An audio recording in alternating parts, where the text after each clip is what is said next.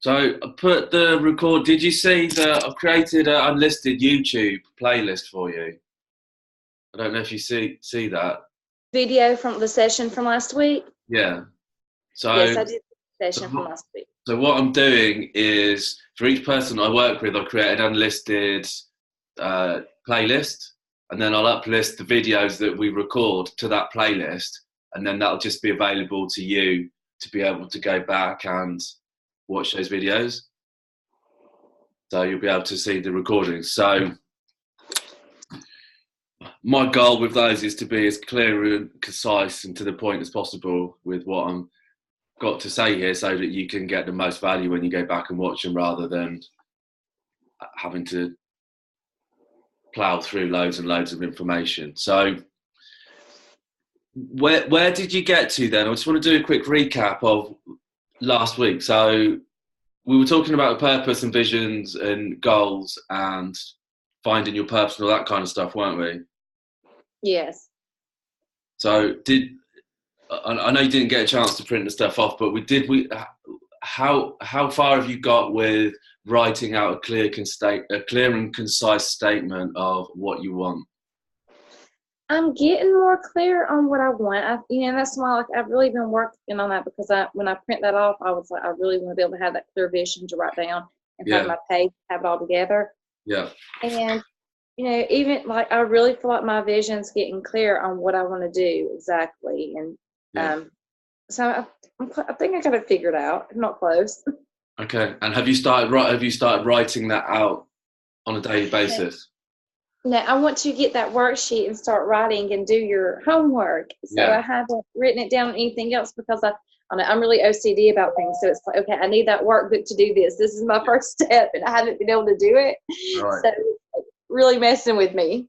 Yeah, because the first, we need to get the thing. What we're doing here is building habits, and in the first instance, it's going to be mental habits. So, your thoughts are always going to be the first cause of anything that happens. No, you're not going to see anything happening in your as a physical manifestation until it's preceded by your thinking and the thought. So, the whole purpose of, in the beginning, it's about kind of like going to the mental gym and starting to develop these habits and developing these patterns of right thinking, of getting you to think in the right way, so that it just becomes habitual for you to do that. Because we can sum this whole process up in one sentence, and that is, we become what we think about. It's really as simple as that. We become what we think about. But the trick is that we've got a monkey mind that is running out of control most of the time. So it's all about, how do we pull in the reins and gain control of our thinking process? And the way that we do that is by developing these habitual patterns of thinking that just become a part of the operating system. And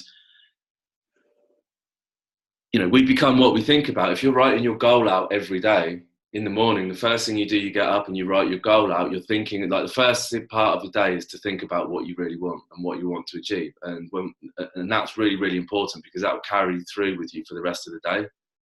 And it'll inspire you to, it'll create the energy and the inspiration to start to bring that into manifestation. But today we're going to talk about, did you have a chance to, again, I sent you the PDF. Did you read the chapter, or have you had a chance to look at it? I couldn't get it to pull up on anything. So this small phone is just not going to work for me. So I really had to get to another hotel to do anything, Corey. I apologize. I've really, tried a couple of days to do this, and it wouldn't let me. Yeah. No, it's okay. It doesn't. It's not. It's like I say. That's why we're recording as well, because what I'm doing I'm taking out the key ideas from this program, and then we're working on those. So you can go back and you can read the chapter whenever you want, really. And the more you do that, the better as well. Yes, I have some catching up to do this week. I know. So I'm just thinking where this first chapter is really divided into two parts. It's talking about money, and it's talking about prosperity consciousness. And the thing that I want to focus on this week is the prosperity consciousness, because nothing exists outside of our consciousness. Nothing exists outside of our awareness for us. And in order for us to bring in to our experience, in the physical experience, we have to first bring it into our field of awareness. So in order to create more wealth or prosperity or abundance or happiness or fulfillment, I'm personally when we talk about wealth, I'm talking about like quality of life. It can be money, it can be health, it can be relationships, it can be whatever it is. It doesn't really matter. It's like prosperity is just happiness and fulfillment and joy and abundance and whatever that means. So in order to bring that in, we have to create the awareness of that in the first place, and we have to create the conditions that are going to allow that to happen. So I'm going to share my screen with you for a second here, if that's okay. Mm-hmm. I just want to go quickly through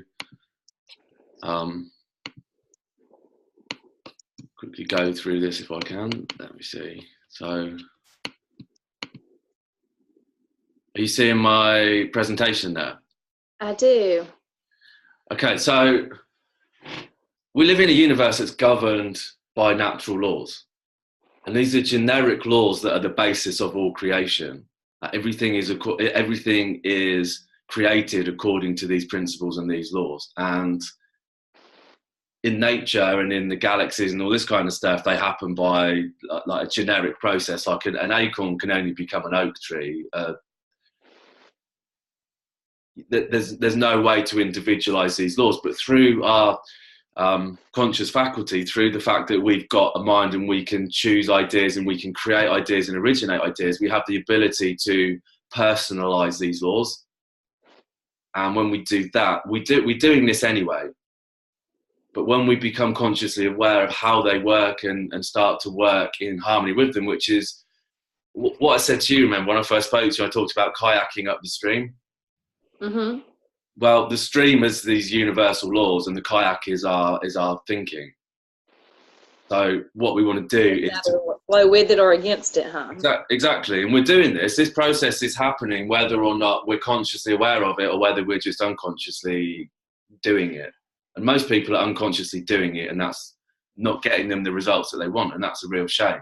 But so what I want to do quickly is just go through these just so you've got a brief overview of them, because everything that's in this program and in this book is about getting you to work with these laws and using them to your own benefit and advantage and personalizing them for your own use. So there's 7 of them. And the first one is the law of perpetual transmutation. And what that basically means is that everything is just energy. And we live in a universe where there's a limitless supply of energy. So this is why when I say that there's no limit to what we can achieve, or there's no limit to the abundance that you can have, this is because it is all just energy. There is literally no limit. And this energy, it moves into form, it moves through form, and it moves out of form. So we're born, we live, we die. Something is created, it exists, and then it breaks down into something else. So if we take, for example, water at a certain temperature, it's frozen and it's ice, but it's still just energy. When we apply heat to it, it moves into a different form. It moves into water, but it's still the same energy. It's just turned into a different form. When we continue to apply heat to that, it turns into steam. It's still the same energy, but it's turned into a different form. And if we continue to apply heat to it, it'll just evaporate into the atmosphere. And it's still there, it's still energy, but it's turned into a different form. It's turned from ice to apparently nothing. And our mind is the tool that actually shapes this energy. We're surrounded by this energy. It's in us, it's around us, it's through us. And the thoughts that we hold shape this energy into physical material things, and they turn into material things. They go from energy into form, and then eventually out of form and into something else. And This is why we say at the bottom, everything that's created by man is formed twice. First in the mind with the idea, and then it moves into the physical world. So we have to take care of this mental process first. So does that make sense, Agaitha? It does. And Corey, I have to stop you. I know my name's really difficult. I said something a couple times. It's been a while. I haven't corrected you in a while, but I've got to correct you. Agaitha. Say again? Agaitha. Oh, I really apologise. Agaitha, that's Agaitha. Now I know. Now I know. I apologise. Agaitha. I get it all the time. That's what it looks like. That's what everybody says. Yeah. Okay. So that's number one. Everything is energy. Number two is relativity. We can move to that pretty quickly. Everything is relative to what you're comparing it to. So you look at the middle box, it looks big compared to the small box, but small compared to the big box. Everything is always relative to something else. It's our perception of what it is that we're looking at that gives it its perspective. Attraction and vibration. This is a really, really important one. This is one of the main ones we're working with here, and that states that everything is vibrating, nothing rests. So this energy that just is in a state of vibration, and it's the vibration that creates the form, and conscious awareness of this vibration is what we call feeling. And it's the feelings that we have that create the vibration that then attracts exactly the same back to us. It's our thoughts that control these feelings and therefore our vibration. So again, it's the thinking that's coming down to the first cause of whatever it is that you're experiencing.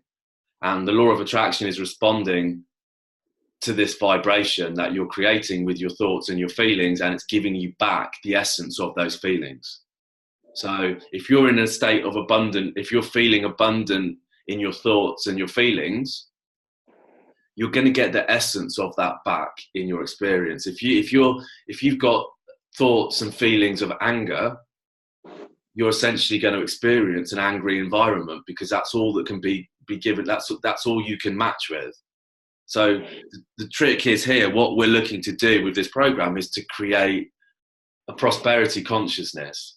We're looking to create the feelings and the vibration that are in harmony with what you want. And when that happens, then your exterior world moves into alignment with that, and you start to experience that. So we've got law of polarity, which is really simple. Everything is just an expression of one thing. So love and hate are the same thing. They're just different expressions of the same thing. One can't exist without the other. Hot, cold, up, down. It's all just one thing. It's all just this energy, but it's the way that we perceive it is what it becomes. So there can't be one without the other. There can't be poverty without abundance. There can't be happiness without sadness. Law of rhythm is really simple, is that everything is rhythmical, so everything happens in cycles. Like the tide goes out, the tide goes in, the sun goes up, the sun comes down. We have spring, then we have summer, autumn, winter, then we come back to spring. We always go around in cycles, so that we know that if times are down, they're going to be coming up. If something's going one way, then it's going to come back the other way. Cause and effect. This is the one that we really want to understand as well, which is the law of sowing and reaping. If you go to the Bible, it's the law of karma. If you go and talk to the spiritualists, or it's cause and effect. Every action has an equal and opposite reaction if you talk to a scientist. And it basically states that what goes out must come back in an equal and opposite reaction. And again, the first cause of everything is your thinking. So the thoughts that we hold have to come back in we have to start thinking about thoughts as being a real thing, as being a physical, tangible thing that is creating an effect. And if we're having negative thoughts, if we're having thoughts that are not consistent with what it is that we want, whether it's in our relationships, our health, our fitness, our finances, our job, those thoughts are going to be reflected back to us in an equal and opposite reaction. And then we've got the last one is the law of gender. And the law of gender states that every seed has a gestation or an incubation period. So ideas, when we create a thought, an idea, that's a spiritual seed that is going to move into form. But it's going to move into form after a period, after a gestation period. It's not going to, you're not going to see, when you sow a seed, you don't go back the next day and expect it to have sprouted and grown into a plant. You wait patiently for it to come through the earth in its own time. And you just know that if you water it and you look after it, that it's going to happen. And it's the same with the law of gestation. Everything has an incubation period, a time where it's under the ground, where it's invisible, where you can't see it before it actually starts to manifest into its opposite, which is the physical. So that's the 7 like big laws that we're working with there, that we want to start to get in harmony with. That's the river that we want to start to paddle downstream with and work with rather than against. So let me just sharing it. So what are your thoughts on that? I want to get you talking a bit more in these sessions. Well, I mean, on here it seems like, I mean, these are really pretty simple. It's pretty self-explanatory laws, you know? Yeah. I mean, I'm really, like, I haven't seen the laws in front of me before as far as the laws of the universe. You know, I was aware of a few of them and been kind of curious to know, okay, well, how far does this go? What are the rest of the laws of the universe? But yeah, it's just pretty simple. It's simple, isn't it? Simple. It is. Yeah. Too good to be true. I was having a conversation with my friend yesterday, and he said, "This is too good to be true. It can't be that simple." And we overcomplicate things. Yeah, yeah. I said, "Well, why? Like there's the problem that everybody faces, is that we can't believe that it could be so simple as to just."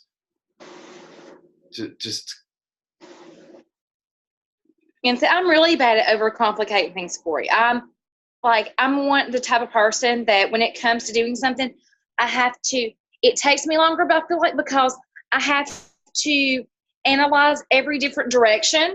Yeah. And then when it comes, and then I always like overcomplicate things. Really complicated things, I'll get easy. The simple things seem to take me a little bit longer. It's crazy. Yeah. So if you know what you want, then you focus in that direction. It's just as simple as that. Like when we're writing down the goal every day, what you're doing is you're focusing on what you want.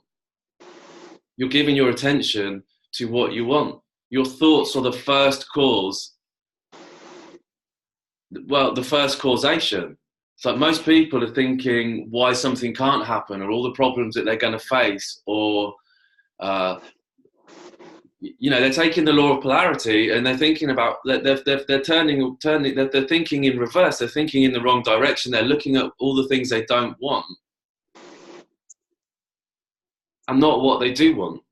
And what's happening is that thought is moving you into vibration that's creating a feeling. If you think something is going to be hard to achieve, you're going to feel like it's hard to achieve. That feeling is a vibration. That vibration is a law. The language of the universe is vibration and energy. This is what we have to understand, is that it's not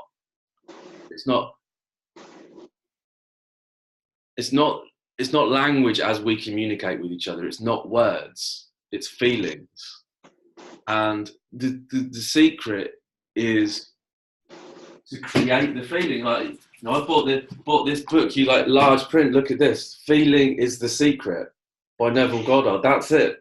feeling is the secret. If you can create the feeling of already having what you want, then you're going to get it. It's as simple as that, because that feeling is creating a vibration. It's moving you into a state of vibration. It's moving you into a different frequency to what you are now. It's moving you into the frequency of where you want to be. And I totally understand that. That's why it's like and most of the time I'm so positive. Most of the time I feel like I'm in the right vibration. Yeah. But, I have had issues with my self-worth and confidence in myself, and just feeling good enough sometimes, or like, I'm my own worst enemy, like I've told you before. So even though it's less and less, because I'm doing better and better at getting past all that and getting those blocks down, I'm not 100% there. There's times here and there where it's just like that comes up, and I have to just do my best to try to reject it and push it away. Yeah. Or get past it and get back in that vibration I need to be in. So, just, and that's one thing. It's like, okay, to learn more about what's causing some of these blocks. And I think in the last week, that's something I have had, a breakthrough on, is as far as what's causing some of my blocks, and hopefully that'll help me be able to move past them. Yeah. Should we talk about that now? About how these blocks are created? Sure. So I think this is the key. Is to understand, again, it's awareness. When we create the awareness, like, nothing can exist outside of awareness for you or for me. The only limit to what we can experience is our ability to become aware of its existence. When we become aware of the existence of something, then we can experience it. It can't have life outside of that. So the only goal that we really have is to continually expand our awareness. That's ultimately what, like, the goal of our evolution is, I guess, is just to expand this awareness. And as that becomes bigger and bigger and bigger, what happens is it creates more space to allow more in. Somebody who's got a very closed field of awareness can't experience a very broad life. As it opens up, then more of that experience can come in. So, okay, so what I'm going to do is share the screen again. I'm going to look a little bit at the workbook, and then I've got a slide to show you as well. So, where are we? Share screen, here we go. So I want to share this one at the moment.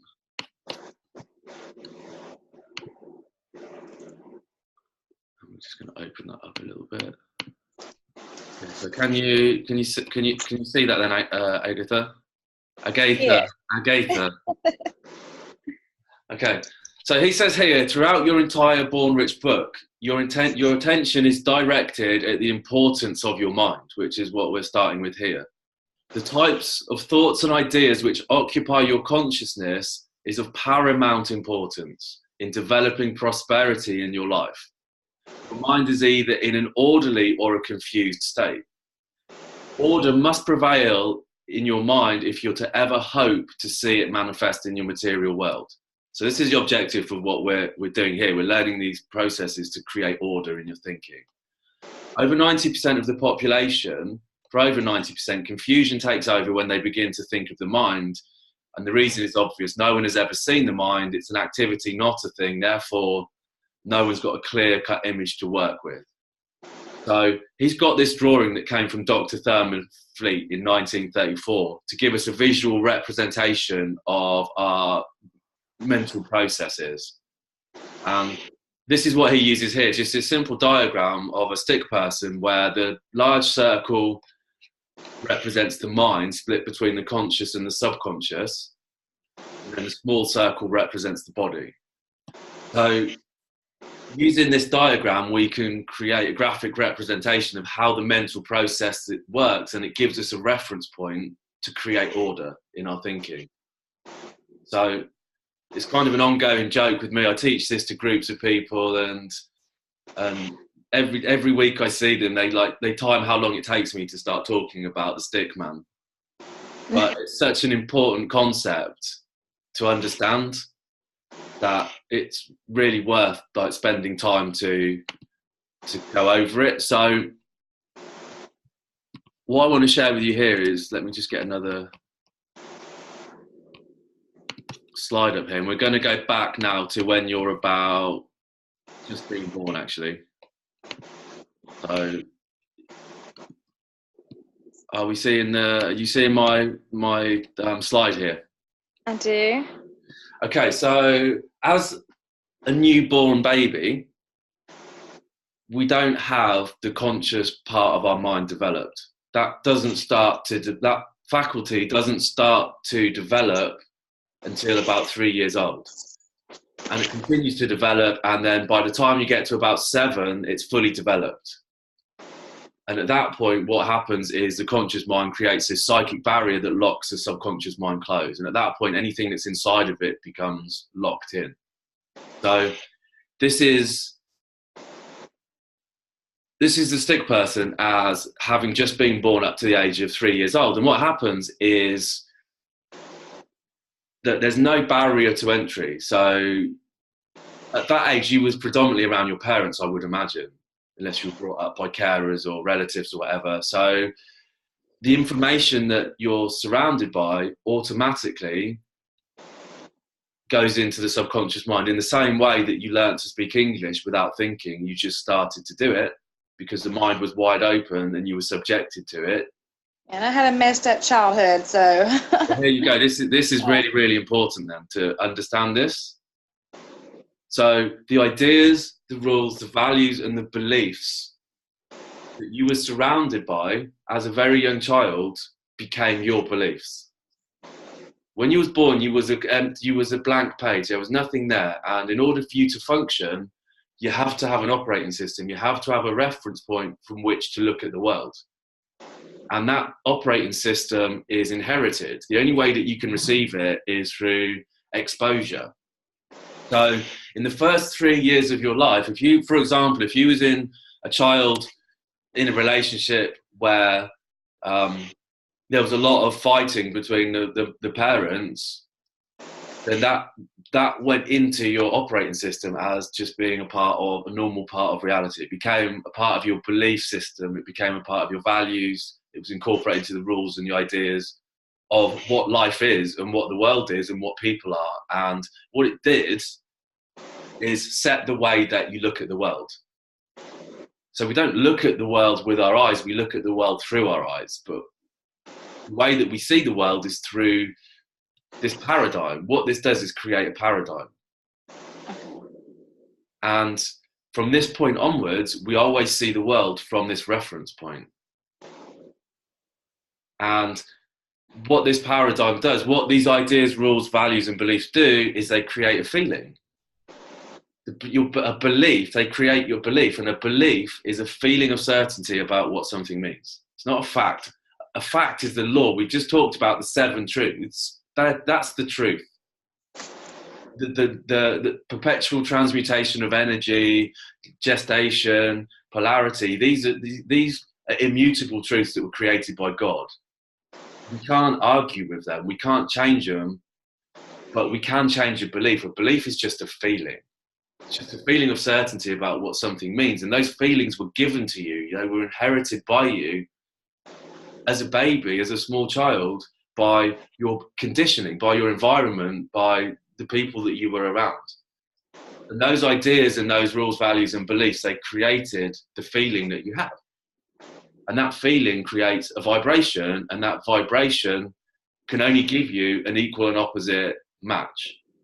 So this is why if you do an evaluation of what you experience in your life, you're probably going to see parallels to what happened as a child repeating in your adult life. And the reason for that is because your behavior is being dictated. This creates an operating system. And it was installed at such a young age. No one generally questions it. No one questions their beliefs. They just defend them. And this operating system, it kind of looks like this. So we get this paradigm created, this belief system, and the belief drives the behavior. and the behavior creates the results. So your results are always going to be a reflection of the paradigms that you hold, the beliefs that you hold. And this is happening on, if you want to look at this on a purely mechanical level, it's your thinking that's controlling your behavior, and 96% of your behavior is subconscious. Only 4% of your behavior is conscious. So what happens now as an adult, you say, I don't want this. I don't want what I've got. I want to change it. But the subconscious doesn't know that. It's the subconscious here that's driving the behavior, that's driving the feeling, that's driving the vibration. This fixed program. That big of a percentage. Wow. Yeah, it's almost 100% of your behavior, of your feelings, of everything is happening at a subconscious level. And the problem is that there's a reason why me and you are talking, because you've reached a point in your spiritual evolutionary awareness development where it's time for you to take control of this. For a lot of people, they're not even aware that this is what's creating their reality.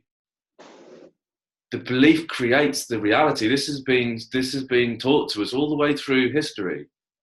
Create the belief and the belief will create the fact. Believe and all is possible to those who believe.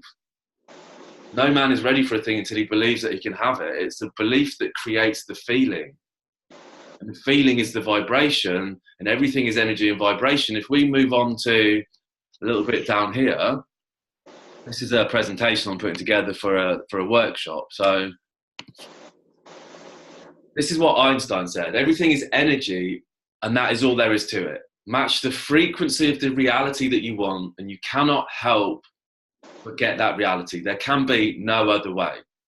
Now, if we imagine these green lines are the universal frequencies, the range of frequencies. So if we go back to the analogy with the water, if you look at the bottom frequency down here, that's ice. When we apply the heat to it, it becomes water and it moves up to the middle frequency. When we continue to apply heat to it, it moves up to the higher frequency. There's no line of demarcation where it changes from being ice to water, or all it's doing is moving through a range of frequencies. Now, when you get into the higher frequency ranges of love, joy, happiness, fulfillment, you're going to start to experience abundance. When you get into the lower frequency ranges of anger, depression, frustration, hatred, you're going to start to experience the lack and scarcity and all of those negative frequencies. But this is your reality here.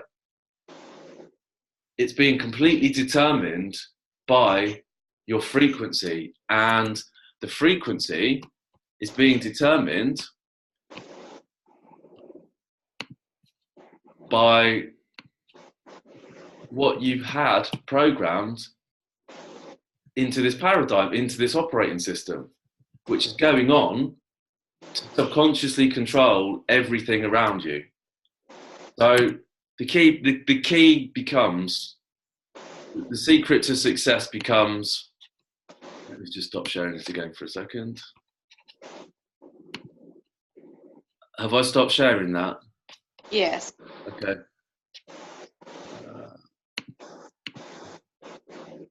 Okay, let me just... The secret becomes, how do we identify what are these beliefs, these ideas, these values, the information in this operating system at a subconscious level? What part of this system, this program, is giving us what we don't want? And then how do we remove that? And how do we then replace it with what we do want? And as sure as day follows night, when you implant the new seed, the new idea, the new belief into the subconscious mind, and it's accepted, then it will start to manifest in your life. It'll start to manifest because, number one, it will move you. It will create a new self-concept. You'll start to see yourself in a different way because you interact with the world in a different way. If you've got ideas at a subconscious level about lack of self-worth, then you're never going to amount to anything, because you can only attract situations, people, relationships, jobs into your life that are going to reinforce that belief, because that's the only frequency that you can match with. And secondly, it's controlling your habitual behavior. And so you're going to self-sabotage. You're going to get into a situation where something could change. And in the past, I mean, it's been, like I said, it's not as often to now. I feel like I've moved forward past a lot of this. Just, yeah, in the past I've sabotaged myself. When you could, yeah, because what was about to happen was not consistent with your view of reality. And what happened is you sabotaged it and you reinforced the existing status quo, which was your current view of reality. And I just kept, it just kept going for a while. And that's why eventually, like, I don't know, it's like I had this awakening quite a few years ago, and I've been moving forward since. But, it finally, thank goodness, it's like I just finally got to that point, just like, okay, there's got to be something I'm missing. I'm tired of this. I'm tired of, sabotaging myself and going through this over and over again and not getting anywhere. Because it just keeps repeating.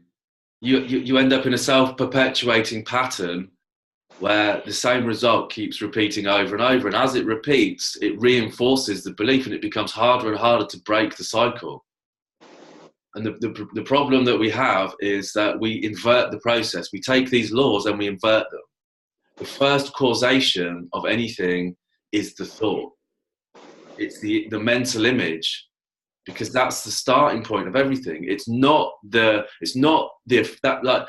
what's happening in your life right now is an effect, not a cause. Like if we go back to, I'm going to go back to this diagram here because I love this one. Okay, most people will look at the result as a cause here. We can say, well, I'm justified in my belief in the red cog because look at what's going on in the environment in reality, the green cog.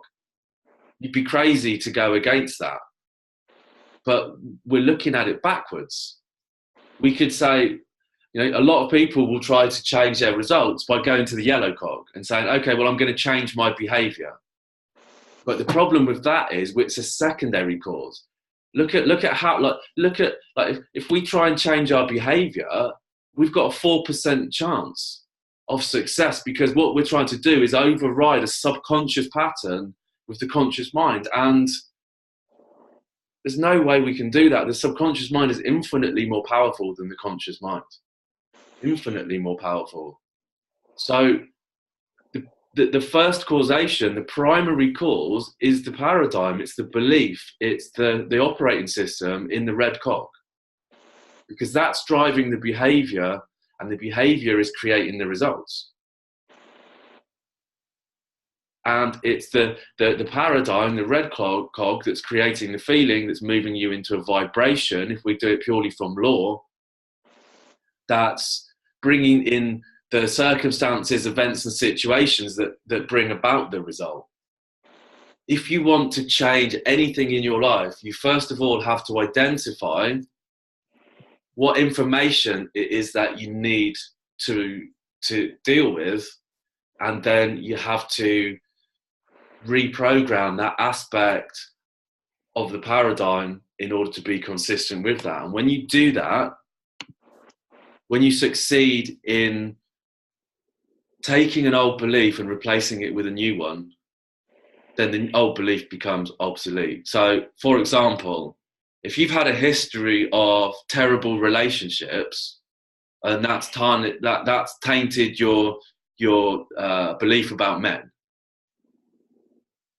then when you meet the man of your dreams and he's absolutely amazing and he treats you like a princess and you can't believe that somebody like this could exist, then that old belief about relationships just becomes obsolete, because you're now operating from a more empowered model, from a new empowered belief idea. And it's the same with money. If a year ago you're really struggling with money, and you believe that money is hard to come by, and that business is bad and people with money are bad people, and that there's lack and scarcity in the world, if you suddenly start to experience a lot of wealth and money and prosperity in your life, you're never going to go back to that belief. You don't have to do battle with it. You don't have to, you just, it becomes obsolete because you replace it with a more empowering belief. Why would you go back to your old car when you've got a brand new one that's amazing? You don't have to, like traditional psychology kind of would say, okay, Agaitha, what we're going to have to do is regress you to your childhood, and we're going to have to make you relive all of those traumatic experiences that you've had and do battle with them, and you're going to have to win. And I would say that's the worst, most terrible thing that you can do, because what I'm doing now is getting you to relive emotionally negative experiences. What that is going to do is move you into a negative vibration, and it's only going to bring that back into your life. That's using the law in reverse. That's inverting the process and using it. That's going up the stream. I would say let's forget about everything that's happened to you in the past, Agaitha. That's just made you who you are, and who you are is a beautiful person, and you should be thankful and grateful for everything that's happened to you, because you wouldn't be here today if it wasn't for that. But what happened in the past is not a prediction of what's going to happen in the future. It's not a prediction. It's not a measurement of your ability to achieve, to be, do, or have anything that you want. It's not a prediction of your ability to contribute to society and create the life that you want, and to perform the services to others that you want to perform. You can choose to do that right now by creating the right mental conditions to start thinking in the right way, to start using these 7 laws in a harmonious way, rather than in a way that creates resistance. So that's really the key to what we're trying to achieve here. That's it. It's getting you to focus on. So why seek ye the living among the dead? This is what Thomas Troward says in the book I'm reading at the minute. He says, why seek ye the living among the dead? Why would you do that? Why would you go to somewhere you don't want to be to look for something that you want? Why would you not just look in the green fields? We don't need to if you're not confident, if you're lacking in self-worth, that's a ridiculous notion. You're the most valuable person in the world. Ask your children what value that you have. Do you know what I mean? They can't, do you know what I mean? They can't place a value on you because it's too high. You're a spiritual being created by God. It's the spiritual heart of your being. You're absolutely perfect. The reason that you have these issues is because you've received, share again, because you're coming from here. Because you've received all this freaking junk from other people that doesn't serve you, that doesn't benefit you in any way, but is driving you and is controlling you and is determining every aspect of your life. So I'm just going to stop that again. So this is why it's important that we get you writing your goals out, that you start focusing. Like, this is why I said, like, write 100 reasons why, all the things that you want. Start focusing on what you want. Start seeking the living amongst the living. Forget about the dead. Just let the dead bury the dead. Forget about everything that's happened in the past and start, that's gone. It can't be changed. There's nothing you can do about that. But what you can do is to take control of your life from this moment onward, which is your thinking, and start to develop some simple, like we said at the beginning, some very, very basic habits, and make them habit. Make it so that, like, 10 years from now, you're still thinking in the same way. And this is why, this goes off topic a little bit here, but gratitude. I see over and over again, the number one key to creating abundance in your life is gratitude. Why is that? Because gratitude operates is a simple way to use the law of cause and effect in harmony. When you're grateful for what you have, when you create a feeling of gratefulness inside of you, then the first causation is that of giving thanks, of being grateful for having, of giving love, of being. That only comes back to you in an equal and opposite reaction. First of all, if you're not grateful, you're seeking the living amongst the dead, because what you're doing is focusing on what you don't have. If you're not being grateful for the relationships in your life, then you're focusing on like what's missing in those relationships. If you're not grateful for the health that you've got, you're really like focusing on the lack that you have. If you're not happy for the amount of money that you've got, you're really focusing on the lack of money that you have. And by this law of cause and effect, if you're focusing on the lack, you're seeking the living among the dead again. And all that can come back is an equal and opposite reaction. You're going to get a reflection of lack and scarcity, of pain and misery, of anything that you, all the things that you don't want. He says in this book, he goes, that, you know, the irony is that most people manifest into their lives what they don't want. And the reason they do that is because we fail to operate from these just simple basic principles. When we start to like, personally for me, I've started to create this mental program where I'm like, my self-talk is thank you, thank you, thank you, thank you, thank you, all day long. And what that does, for example, before I spent an hour and a half before I called you, thinking about like how I'm going to deliver this like lesson to you, and I was saying, oh, thank you so much, Agaitha. Thank you so much for giving me the opportunity to actually take the time to like. I'm not just teaching you. I'm teaching myself when I'm doing this. I can't believe I've got such an amazing. I've created such an amazing opportunity where I'm actually getting paid to learn this stuff. Because by teaching, it's coming back to me. I was like, this is the most amazing thing. I'm so grateful. I'm so happy. I could so see that being beneficial because, yeah, it keeps you in that constant state of mind, and you're my focused on this at all times, even though, so it benefits you at the same time while you're teaching others, which is awesome. Yeah. And that's the cause and effect. By teaching, I get an equal and opposite reaction, which is learning. And the key to this is the repetition of the idea. It's not until you experience this on an emotional level that it will start to impact your life. When you truly internalize that what you're thinking is what you're going to get, and it becomes a point where you just know it and you feel it, your whole life is going to change, because your belief, that belief is a feeling, and that feeling is a vibration, and that vibration is the communication between you and the universe. Everything you want is seeking you. Everything you want is waiting for you. It's waiting for you to let it in. But while you're focusing on what you can't, it's an all-inclusive universe, which means that by, you know, when you think about what you don't want, that's what you're asking for. And that's what we do. We go, I don't want this. I don't want this argument. I don't want this financial stress. I don't want these bills. I don't want this person hassling me. And what you're really saying is, give me some more of it. Because that's what you're feeling.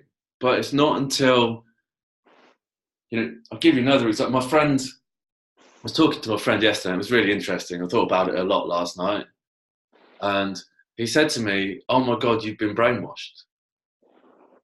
He said, my God, you've been brainwashed. And I said, I have, you're absolutely right. I've been totally brainwashed. And I said, I've consciously chosen what to brainwash myself with. I said, the reason that you say I'm being brainwashed, he's saying, you're crazy, you're mental. I can't believe that you're saying this stuff. And I said, the reason that you're saying that is because what I'm saying is outside of your social paradigm. These beliefs that you've inherited is not consistent with those beliefs. Therefore, it's rejected. And as a result of that, you think I'm crazy. But the reality is, that's not how it is at all. and I was, so many people don't understand, and I feel like people probably look at people that do understand like they are crazy because they don't get it. yeah. But I was driving home from last night, and I was thinking about this conversation. I had to stop in my car and pull over and like do a voice. Like when I get a good idea, I talk into my phone and record it. And I was saying, "You've been brainwashed," and I was trying, like, just really reflecting on it. And I said, like washing is a cleaning, it's a cleansing. And I thought, I've been brain cleaned.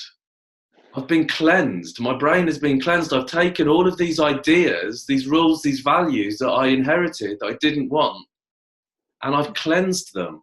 I've cleaned them. Cleansed it of all the junk that was put in there from the time you were a child. Yes. And my friend's going, "Oh my God, you've been brainwashed." Like, it's like, you've lost your sanity. I'm like, no, what I've done is I've lost my conditioning that I inherited, and what I've done is created a more empowered paradigm.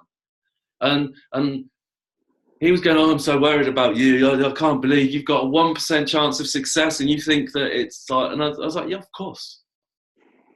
And I thought, brilliant, fantastic. Like, if he senses that I've been brainwashed, then I've succeeded in achieving what I want to achieve, because my goal is to get these ideas into the subconscious mind as part of the program.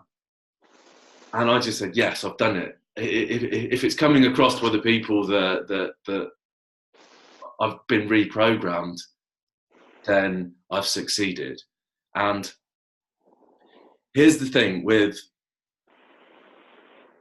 the way that we operate with this stick person. Let me just, how are we doing for time here? I'm going to quickly go back to the workbook and talk about the different aspects of the mind and how the three different parts work here. So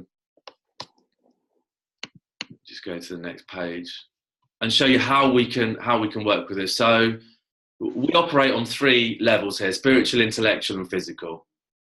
And we want to work from a higher to a lower potential. So the spiritual is the high potential filtering down to the physical, which is the results. Most people are going the other way. They're looking at their things or results, and they're allowing that to control their thoughts and ideas. Really, we want to be going from the high potential to the low potential. So let's just open that up a little bit here.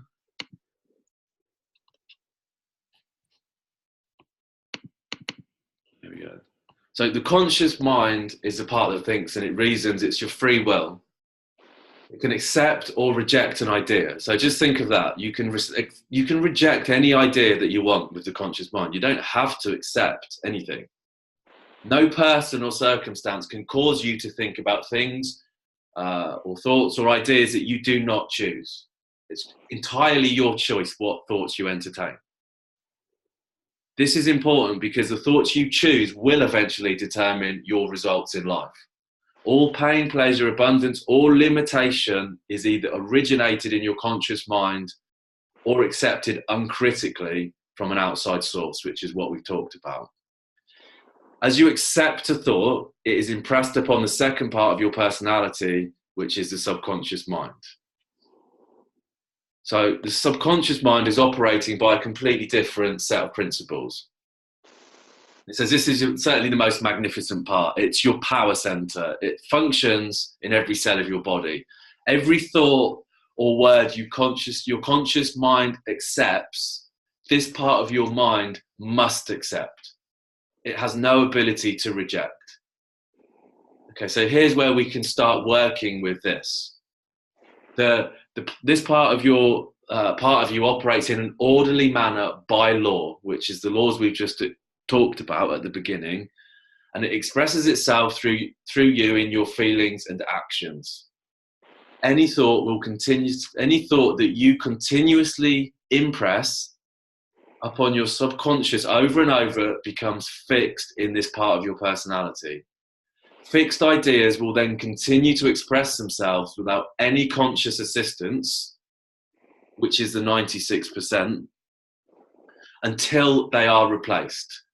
Fixed ideas are more commonly referred to as habits. The subconscious mind is the godlike part of you referred to as spirit. It knows no limits. So what is typically happening here is that people are looking at their environment or their circumstances through their five senses. And this creates an image in the conscious part of the mind. They get emotionally involved with that image, which is fatal because the subconscious is all about the feelings. And what happens is when you have an image and you have a feeling combined, the subconscious door opens and that idea is impressed into the subconscious mind. Anything that is impressed is automatically expressed.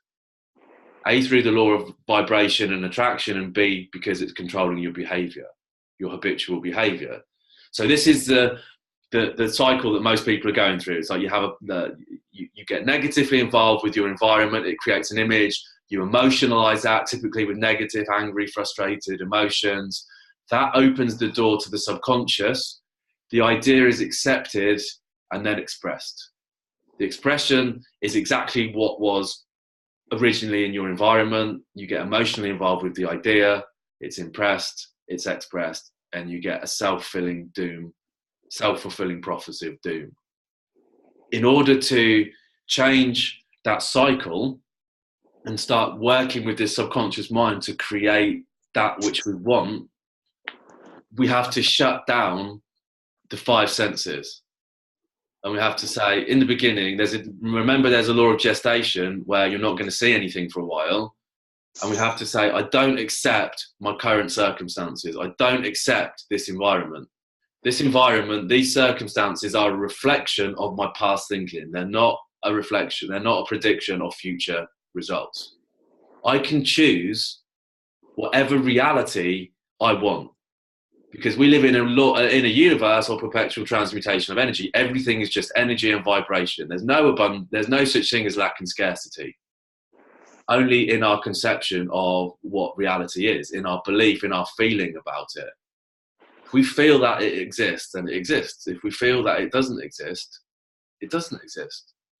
So I would say, Agaitha, write down your goal every day. And the reason I want you to do that is because I want you to be focused on what it is that you want. I want you to seek the living amongst the living. I don't want you to go to the dead to seek what you want, because it's not there. That's gone. Let the dead bury the dead. When I say to you, why do you want it? Write down 100 reasons why you want it. What I'm doing is getting you emotionally involved with that image. Okay, so now what we're doing is we're using our higher intellectual faculties. We're using our reason, which is thinking, our memory, will, perception, imagination, intuition. These are higher intellectual faculties that only humans have. And it's the only thing that separates us from the animal kingdom. All animals are born into their environment and they adapt to their environment. We're born and we adapt our environment to us. And we do it by the use of these mental faculties. We're the only people that have them. And we don't use them. We use our senses, and it's thinking in reverse. It's the wrong way to do it. So you've now got this image in this conscious part of your mind. You've created it. You've used your reasoning faculty to do that. You've accepted, you've originated the idea of what you want. You're now getting emotionally involved with that idea, which is breathing life into that. It's breathing energy, it's breathing vibration, it's breathing life into that image. This thought is the first causation, remember. What now happens is the combination of that image and the emotion opens the door to the subconscious mind that was locked when you were 3 years old. And that image is impressed into the subconscious mind. The subconscious has no ability to reject. It's completely deductive, meaning it has to accept everything that you give it. And it will always accept the stronger of two opposing ideas. So if your idea is love is hard to find or impossible to find, when the idea of love exists in abundance in my life becomes the dominant belief, the old one will just evaporate. And the new one will become the new part of the operating system, and then it will automatically be expressed. A, through the laws of vibration and attraction, and B, through your behavior. So this is how we become conscious creators. This is how we design our life to be, do, or have anything that we want. We first have to know what we want. We first have to be really, really clear on what it is that we want, and then we have to focus on that to the exclusion of all other ideas. You have to, at that point, completely reject any idea that it can't happen. Because as soon as you start to focus on all the things that can go wrong, all the things that haven't fallen into place, all of the hows, then you're thinking about, you're justifying why it can't happen. You're thinking about why it's not in existence. Like, it's not going to come. We get what we are, not what we want. What we want is in number one. What we are is in number two. Number one is the desire. Number two is the belief. And you are a series of beliefs. Your reality is just a series of beliefs. And it's the belief that creates the feeling. The feeling is the vibration. The vibration is the language that the universe is responding to, giving you an equal and opposite frequency through the law of cause and effect. So most people will say, well, I want more money in my life. But they have horrendous beliefs that they inherited through their conditioning about money. So they end up in conflict, and they say, well, I can never have money. Even though I want it, I can never have it, because life and my situation and my circumstances always dictate that I can't, it never works out for me. But when you change your belief about money, when you create a consciousness that is open to accepting money or abundance or whatever it is that you want, your business, your relationships, like whatever it is, then you have it. Because everything is just energy. Everything is just frequency. It's like Einstein said, match your frequency to the reality and you cannot help it. There's no difference. I've been listening to Joseph Murphy, like the master key to wealth, and he says, like, it's just as easy for God to manifest wealth and abundance in your life as it is for him to manifest a snowdrop or a drop of rain. We're talking about the creator of the universe. There is no difference between 100 million or one. It's all relative to your own perception of the world. And that perception was created at a very young age with this information that he was programmed with. Are you with me on all of this? Yes. Right. Talk to me about this. Tell me what you understand about this. And what we said. Like as far as like circulation, like as far as money goes, say like circulate. I mean, instead of pushing it away from you and thinking, oh, you can't have this.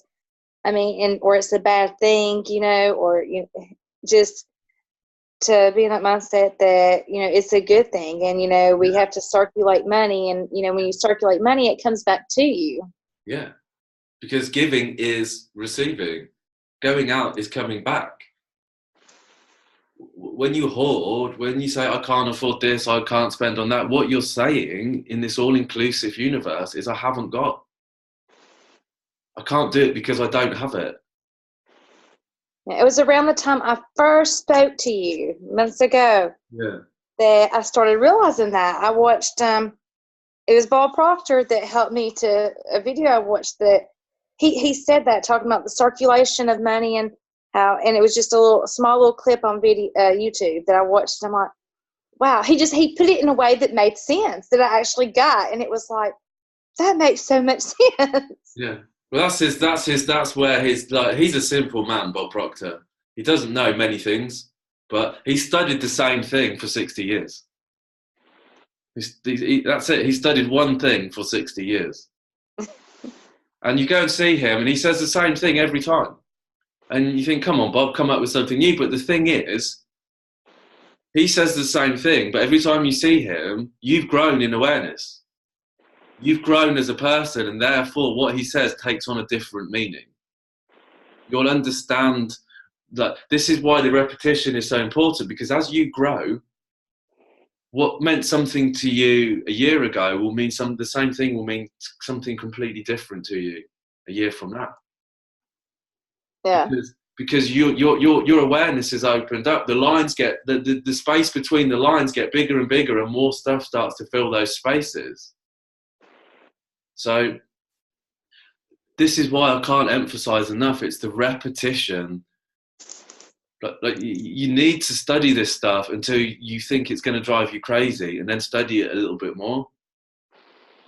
You don't know something until it's become internalized, until it's become emotionalized, until it's become a part of the subconscious program that's operating the 96% of your life. People go to school and they take courses and they do programs and they learn all the information that they need to get ahead, and they still don't get ahead. And the reason is because that information is just in the conscious part of their mind. It hasn't been emotionalized. It hasn't been internalized. There's still a whole bunch of stuff going on at a deeper level that's preventing that information from being put into action. So I would say to you, like with your goal to create your yoga and your therapy and all that kind of stuff, you already know probably 80% of what you need to do to make that happen. Because you wouldn't have the law of polarity states that one thing cannot exist without the other, right? Mm-hmm. So by the law of polarity, if I write a question on this side of the paper, by law, the answer has to exist on the other side. It has to. There can't be a question without an answer, because a question is only one aspect of the answer. They're the same thing, they're just different ends of the same thing. The desire to be something, to do something, to have something cannot exist within you without the fulfillment being possible. The desire is the very, like the wake-up call that's what you should be doing. That's the universe saying to you, look, this feeling that I'm giving you, this desire, this feeling, I notice to you that this is what I want for you.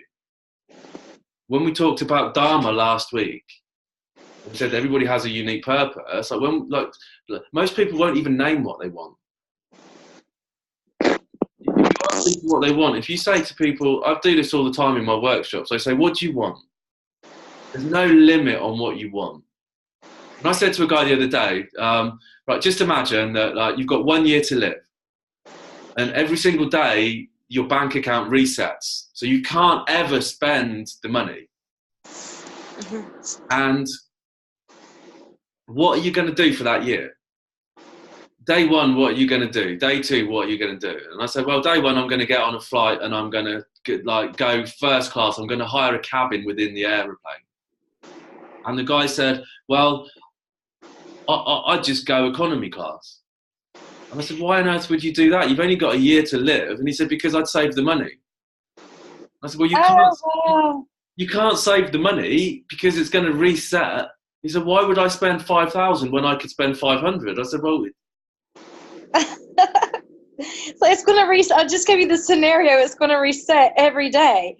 Money's not an issue. But he couldn't get it. He couldn't get it. He couldn't see beyond that. And I thought, you can't, this is the problem. It's like, I didn't, I could have thought, wow, you're so limited. But I thought, this is the power of this conditioning. That even we don't allow ourselves the possibility to dream. As a children, we create the most fantastic fantasies and we live them out. As adults, we totally suppress that. We get told that it's unrealistic, that you're a dreamer, that you live in a different world, that it's not possible, that you need to start thinking like a responsible person. And what happens is we create suppression, and suppression creates disease. Anything that's suppressed eventually manifests as disease, dis-ease. And so many people suppress their desire because they're scared of it, because they don't know how it can manifest in their life. So rather than admit that they want something that they can't have, they just say they don't want it, which is why we negate money, why we say money is bad, rich people are horrible. None of it's true. So when we allow ourselves to get in touch with that desire, that feeling that's within us, that's our dharma. The reason that you've got why the hell do you want to do what you want to do? Because it's gonna result in fulfillment, in happiness. It's gonna make you fulfilled. It's gonna fill you with joy, happiness, love. Chasing a feeling. And that's your dharma, to do that. That's why you were here. That's your spirit. That's your. There's nothing to stop you from doing that. In fact, your creator. Everybody talks about, like, people that are religious. They talk about how God loves them and how they're going to heaven, but then they've got this idea that he's this narcissistic person who wants us to suffer in adoration of love to him. It's like, just think, like, your children. Do you want them to suffer in any way whatsoever, or do you want them to have everything that they could possibly have? It's got to be the second one, surely. Oh yeah. So why would anybody think that our creator would want us to suffer to show us how much we love him? It's ridiculous. And some people do, though. And well, this is the dogma that we've inherited through centuries of social conditioning. And one thing I just realized with you talking, Corey, is, okay, because I am very spiritual, and, you know, I feel like, okay, you have the good, the positive light, which is God, and you have the negative and dark, which is the enemy. And, you know, so sometimes I just feel like that negative, and even I had somebody tell me that they could just feel and see that negative energy coming at me. And it's like, I feel like as positive as I try to be, that negative is constantly trying to get its way in or affect my life in a negative way, bring me down. And I was sitting here thinking, it's like, you know, I was like, it can't. You know, as long as, you know, because we're not on the same vibration. We were just talking about vibrations. That negative is down here in a low vibration. So if I stay in that higher vibration, it can't touch you. Why seek ye the living among the dead? Why say you want happiness, fulfillment, and abundance, and focus on negativity and lack and scarcity and you know, things that you don't want? Why would you do that? It's totally it doesn't make any sense. But this is what we do. So this is the paradox. Like, at the beginning, you said this is so simple. It's so simple, but the reality of it is you've really got to work hard to take control of yourself. Like, the enemy is within. That dark force is you. It's you. The light is you and the dark is you, because they're two manifestations of the same thing. It's like the law of polarity. Whatever you focus on, you're going to bring in. Like, if we say God, if we call it God, he said you can have anything you want, but you have to ask. Ask and ye shall receive. Knock and it shall be opened unto you. For everyone that asketh receiveth. How do we ask? We ask by talking to the universe through prayer. Prayer is creating the feeling of what we want. When we give thanks in gratitude, we create a feeling of thankfulness, of being grateful for what we have, so we receive it back. True prayer is living in the feeling of the wish fulfilled. If you like, I'll give you an example. I was watching a YouTube video with my friend the other day, and the guy was like, the guy in the video, he's very confrontational with authority, and my friend likes this. And I sat watching the video, and I could have thought, this guy's like ruining his life. He's creating conflict with people that he can't win against. He's going to end up nailed to something. And instead of thinking that, I thought, you're at peace. You're at peace. You're experiencing peace and harmony and love with your life. You're spending time with your family. You're spending time with the things that are really important to you, which is the love of your family and the people that are around you. Be at peace. Be at peace. Be at peace. Rather than you're crazy. Why are you doing this? Because by me thinking that, I'm creating his reality. When I send you love, I'm creating your reality.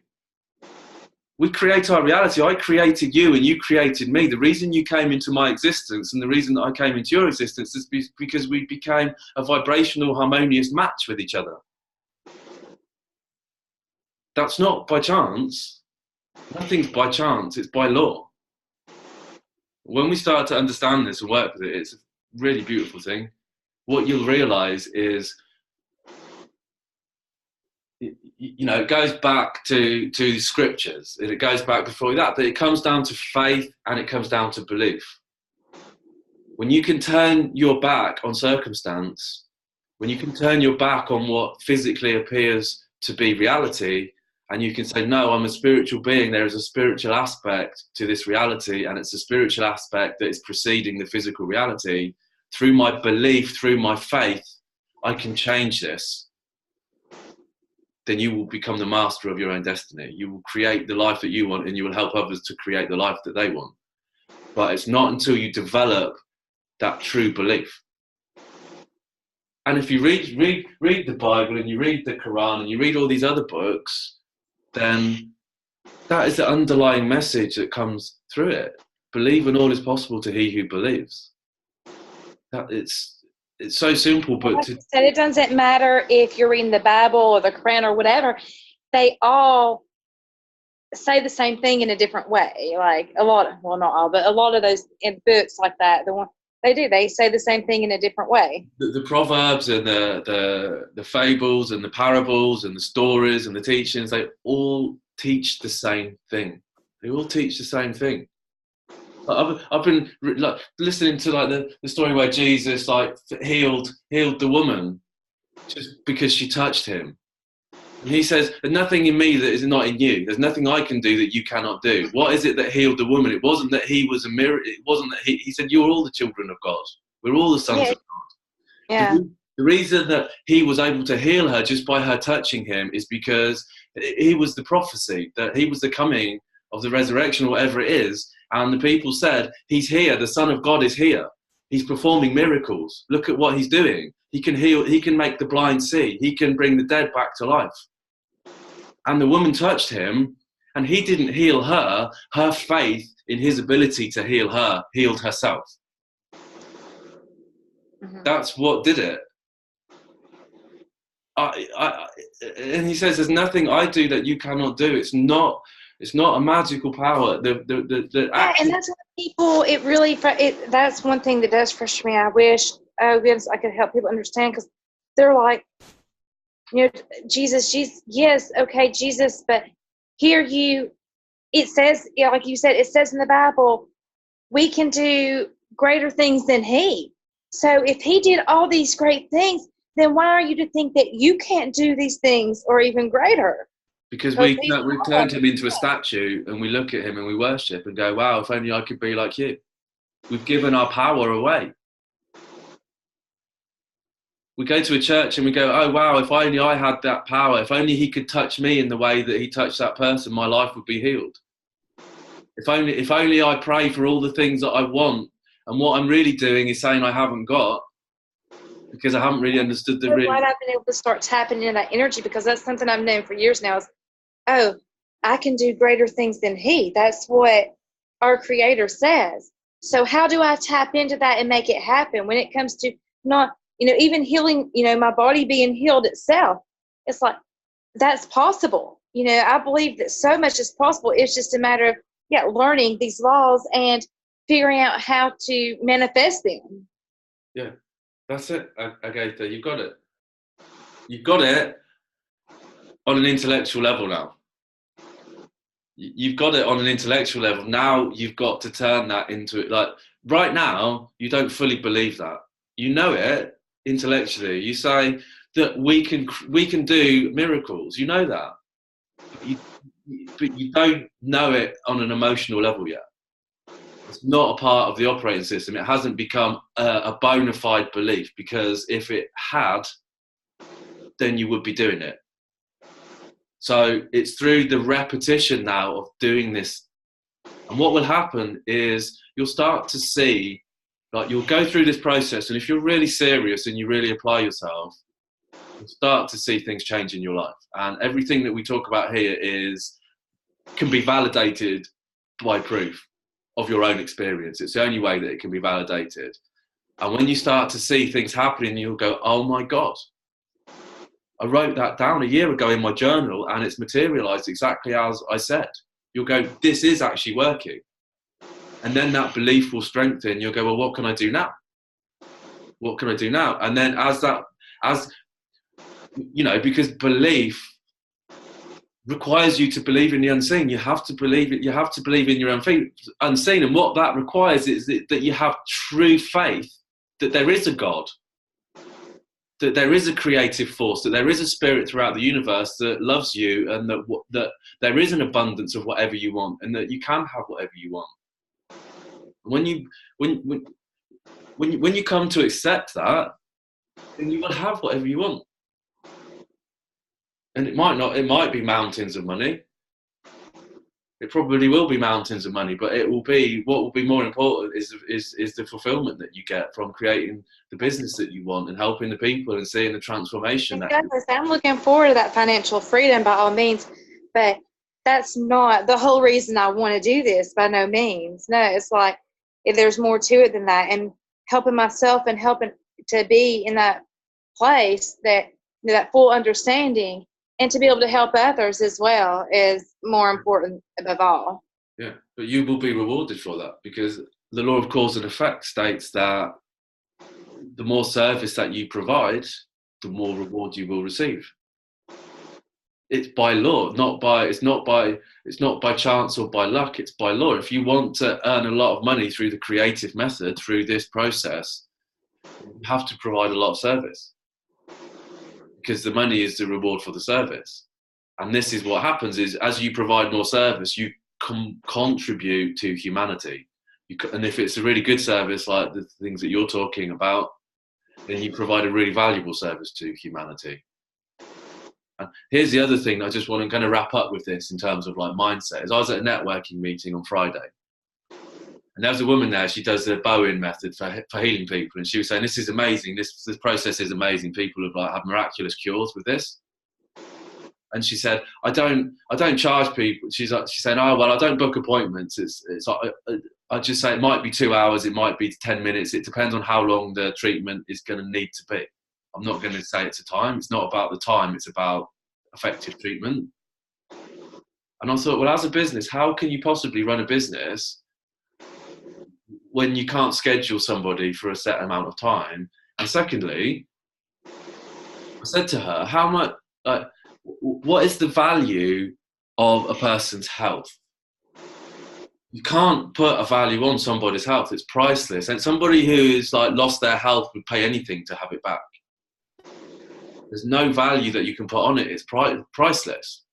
So why do you only charge $20 for a 2-hour session? Because you're spiritual and you care about people and you're providing a service. It's not, you're going against the law. You're not working in harmony with these laws. You're providing an invaluable service, yet you're giving it away for free. You should be handsomely rewarded for what you're doing, because you're providing the greatest gift that anybody can have, and that's health.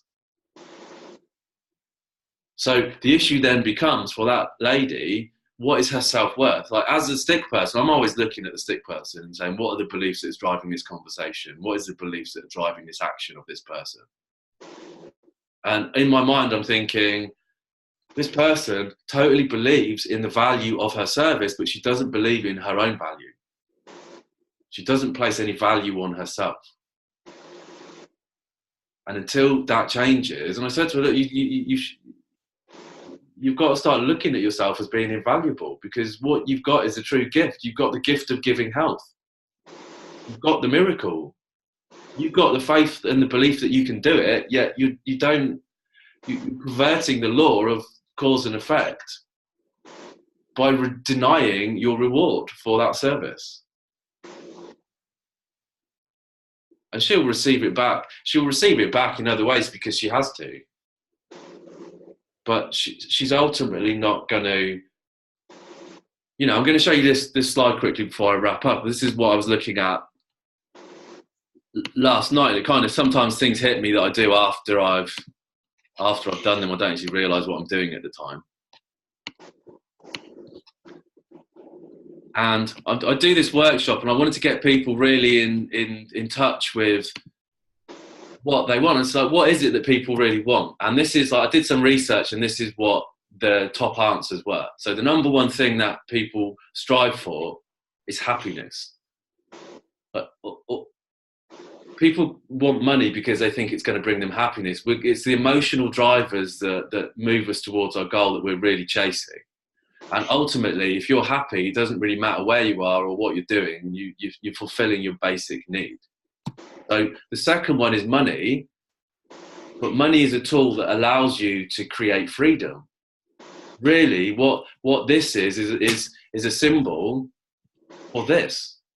That's why we want money, not for money's sake. We don't want to sit there looking at it, counting it. We want the things that it represents to us, which is these like peace, joy.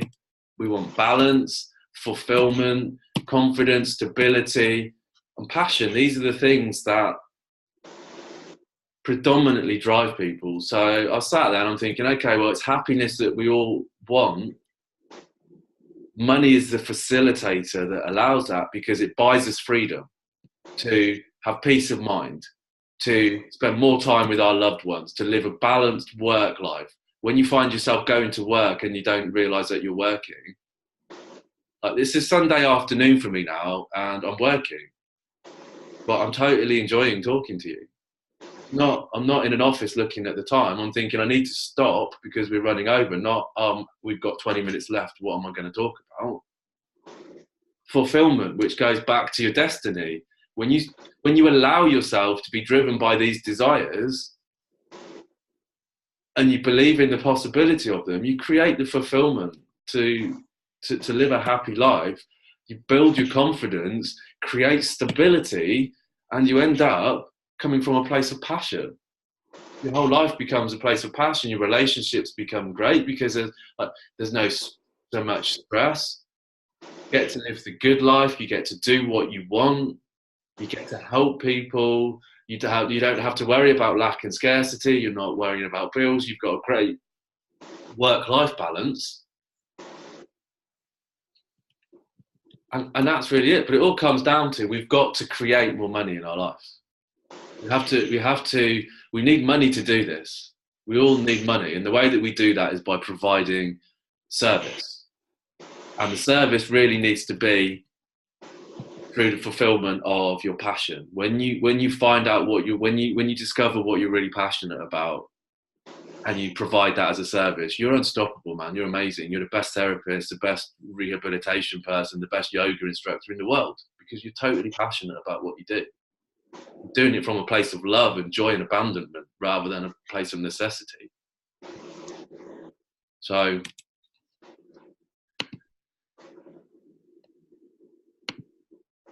that's it for this week. I could carry on, but I want to save some stuff for next week. Right. Yeah. I'll get down here and I'm headed down to print that stuff off so I can move forward. Yeah. So what are your I want you to wrap this up for me then. I want you to, like we say that you don't understand something until you can explain it to somebody. So I want you to summarize to me, a couple of minutes, what we talked about today and what are the key points that you've taken.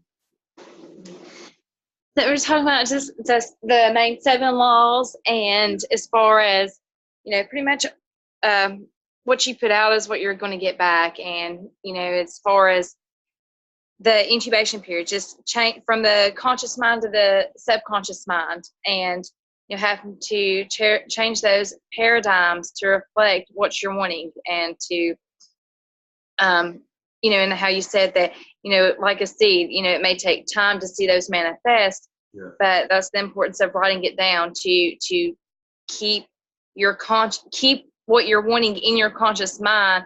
So, and eventually it's going to sink into your subconscious level and you're going to start seeing it manifest in your life. There you go. A+.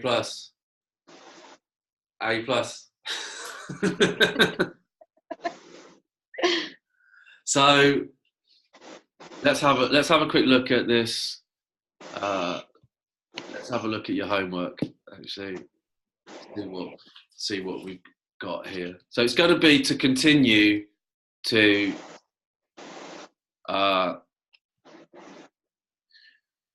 work on this goal.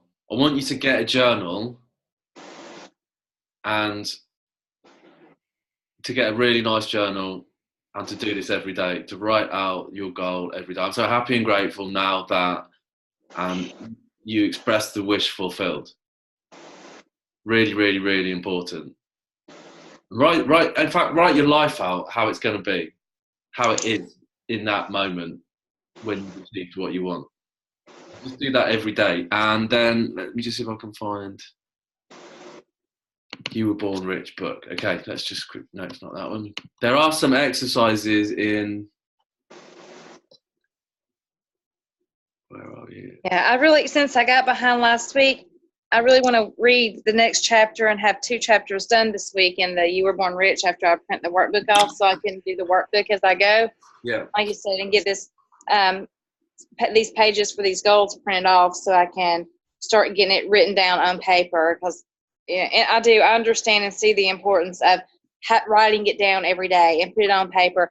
And and it frustrates me at myself because I used to write so much and I used to read a lot. So getting myself back in that habit, it's taken me a lot longer than I'd like to see, and I'm getting frustrated with myself. But like you said, it's just a matter of sitting down and doing it and making myself do it and getting back in that habit again. Okay. Well, don't think about frustration about what you're not doing. Don't think about the frustration of I'm not doing it, because all you're doing is reinforcing not doing it. Just set a small amount of time, even if it's only 15 minutes, and read.